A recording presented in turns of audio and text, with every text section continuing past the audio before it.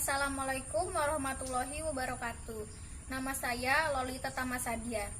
Di sini saya dari kelompok 1 akan menjelaskan materi bisnis elektronik dan kerjasama global. Apa itu proses bisnis? Proses bisnis adalah sekumpulan kegiatan yang dibutuhkan untuk menghasilkan produk atau jasa. Proses bisnis memiliki cara yang unik dalam organisasi, mengkoordinasi pekerjaan, informasi, pengetahuan, serta cara-cara yang dipilih manajemen untuk mengkoordinasi pekerjaan. Contoh-contoh proses bisnis. Yang pertama ada area fungsional, keuangan atau akuntansi. Proses bisnisnya yang pertama membayar kreditur. Yang kedua membuat laporan keuangan. Yang ketiga mengelola rekening kas. Kemudian area fungsional penjualan atau pemasaran. Yang pertama menjual produk, yang kedua mengidentifikasi pelanggan, yang ketiga memperkenalkan produk kepada pelanggan. Kemudian area fungsional sumber daya manusia. Proses bisnisnya yang pertama merekrut karyawan, yang kedua mengevaluasi kinerja karyawan, yang ketiga mendaftar karyawan dalam rencana tunjangan. Sistem informasi manajemen memungkinkan perusahaan mengelola informasi yang didapatkan, mengambil keputusan agar lebih baik, serta memperbaiki proses bisnis agar perusahaan tetap berlangsung.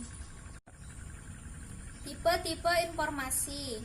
Yang pertama, sistem untuk kelompok manajemen yang berbeda. Yang kedua, sistem untuk menghubungkan perusahaan. Yang ketiga, e-business, e-commerce, dan e-government. Apa itu sistem untuk kelompok manajemen berbeda? Yaitu sebuah sistem yang mendukung kelompok-kelompok berbeda atau tingkatan manajemen. Sistem ini meliputi sistem pemrosesan transaksi, manajemen sistem informasi, sistem pendukung keputusan, serta sistem untuk intelijen bisnis. Assalamualaikum warahmatullahi wabarakatuh. Perkenalkan, saya Ahmad Palmansori dari kelas MNJ 18E. Saya di sini akan melanjutkan presentasi dari slide 6 sampai slide 9. Baiklah, langsung saja. Slide 6. Sistem untuk menghubungkan perusahaan yaitu terbagi menjadi 5. Di antaranya adalah aplikasi perusahaan, sistem manajemen rantai pasokan, sistem manajemen pengetahuan, sistem perusahaan, dan sistem manajemen hubungan pelanggan.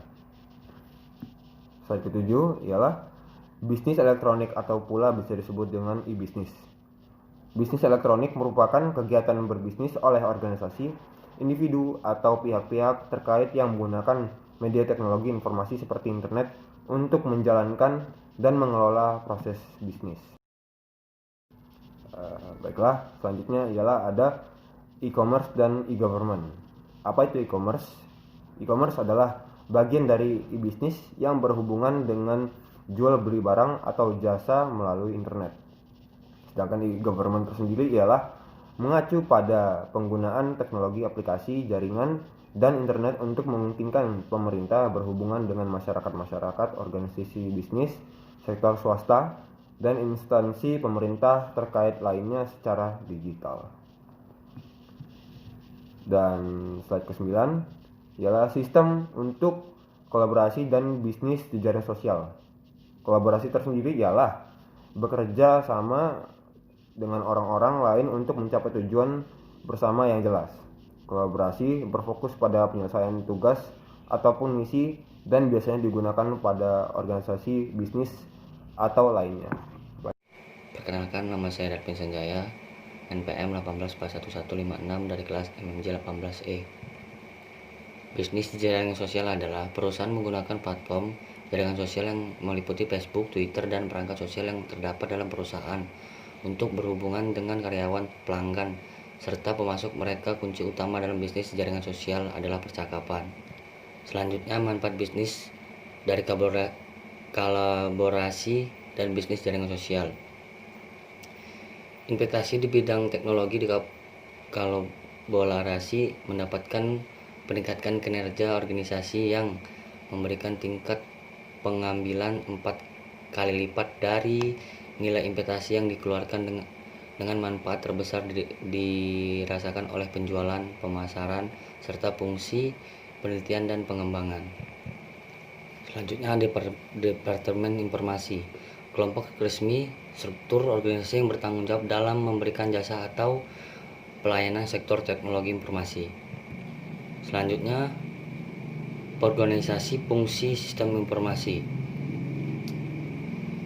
melibatkan strategi dan kebijakan dalam menggunakan teknologi informasi pada sebuah perusahaan. Tata kelola, mengimplementasikan penyicilan hak dan perangkat kerja untuk tujuan akuntabilitas.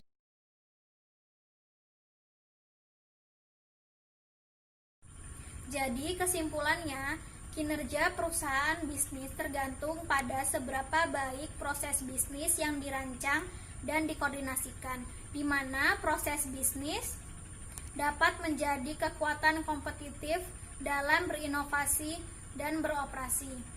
Sekian dari saya. Wassalamualaikum warahmatullahi wabarakatuh.